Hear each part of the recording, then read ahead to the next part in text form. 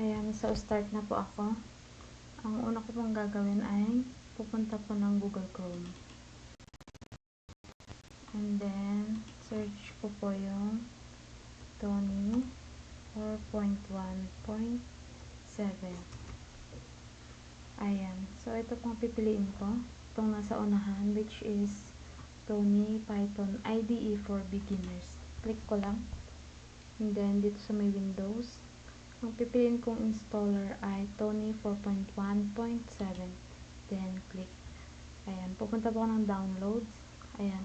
Which, pag na-download na po siya, itong installer na to, pupunta po ako ng File Explorer.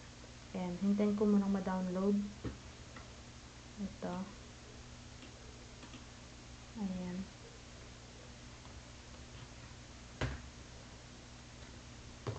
Hintayin ko lang saglit.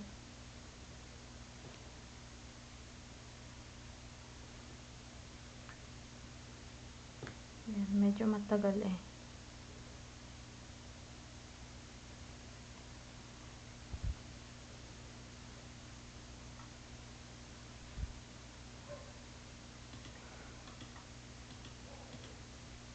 Ayan, malapit-lapit na.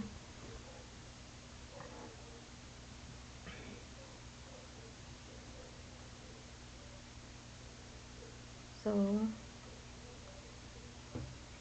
hintayin ko lang saglit.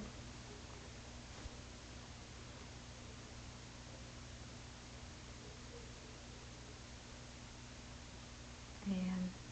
So, pagkatapos nyan, punta ko ng File Explorer. Ayan. Then, punta ko dito sa may downloads. Click ko lang to. Tony. Double click. And then, next ko lang. Then, install. Hintayin ko lang pong ma-download to. Kapag puno na. Ayan. Hintay-hintay lang saglit. Hindi naman sobrang tagal hintayin. Sakto lang.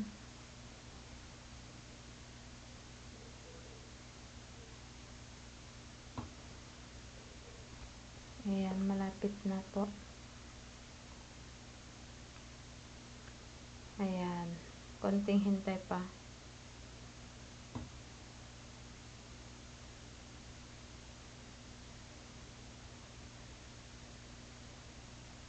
Ayan. So, finish na po. Pindutin ko lang tong finish. Ayan. Then, X ko na to. X ko na yung mga yan. Ayan. So, ito na po siya, sir. Na-install ko na po. I-click ko lang po siya. Ayan. Double click. And then,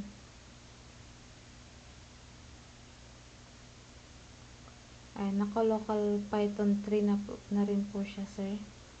Ayan. So, ang gagawin ko po is magpiprint. Print.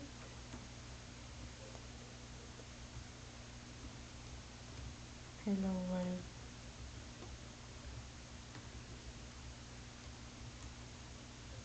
Ayan. And then, isa pa.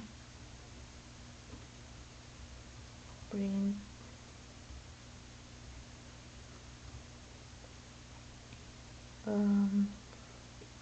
Ano na nga ba? Wait lang po. Nakalimutan ko. Yung full name ko po. Which is Marine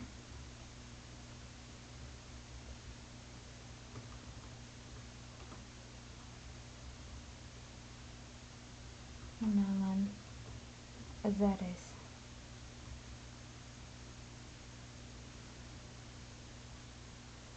Ay, wait lang. Ganun. Ayan. I-run ko lang po ito. Ayan. Then, ito na po yung outcome nasa baba. Then, isi-save ko naman siya as file. Ang gagamitin kong file name is surname ko Azares 2 UI, yung section ko, and .py. Ayan, save ko lang po. Okay na po. Na-save na po. Yun lang po, sir. Thank you po.